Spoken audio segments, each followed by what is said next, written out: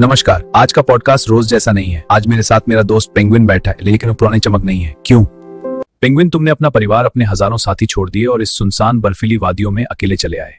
क्यों? भालू भाई, कभी कभी हजारों की भीड़ में रहकर भी दिल इतना अकेला हो जाता है कि वो शोर बर्दाश्त नहीं होता।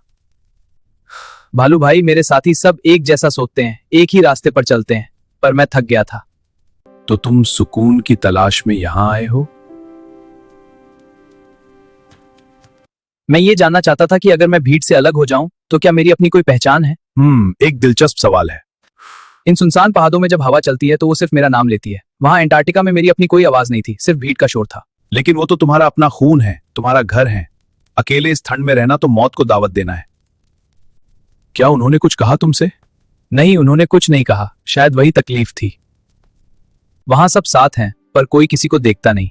हम सब सिर्फ ठंड से बचने के लिए एक दूसरे से चिपक कर खड़े रहते हैं। लोग कहते हैं कि तुम भटक गए हो। लोग कहते हैं कि तुम पागल हो गए हो जो इतनी दूर अकेले निकल आए।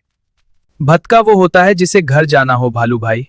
मुझे तो बस सुकून चाहिए। समझ सकता हूं।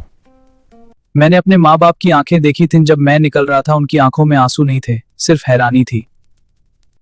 उन्हें समझ ही नहीं आया कि उनका बच्चा भीड़ से क्यों डरता है। पर अगर तुम्हें लगता है कि ये तन्हाई तुम्हें सुकून देगी तो मैं तुम्हारे साथ हूं। कम से कम यहां तुम एक नंबर नहीं, मेरे दोस्त हो। शुक्रिया भालू, बस आज मुझे इस चांदनी रात और बर्फ की खामोशी को सुनने दो। शायद ये खामोशी मुझे वो बताए जो कोई नहीं बता पाया। दोस्तों, कभी कभी अकेले चलना भटकना नहीं होता, कभी कभी वो खुद को ढूंढने की शुरुआत होती है। अगले एपिसोड तक अपना ख्याल रखिए।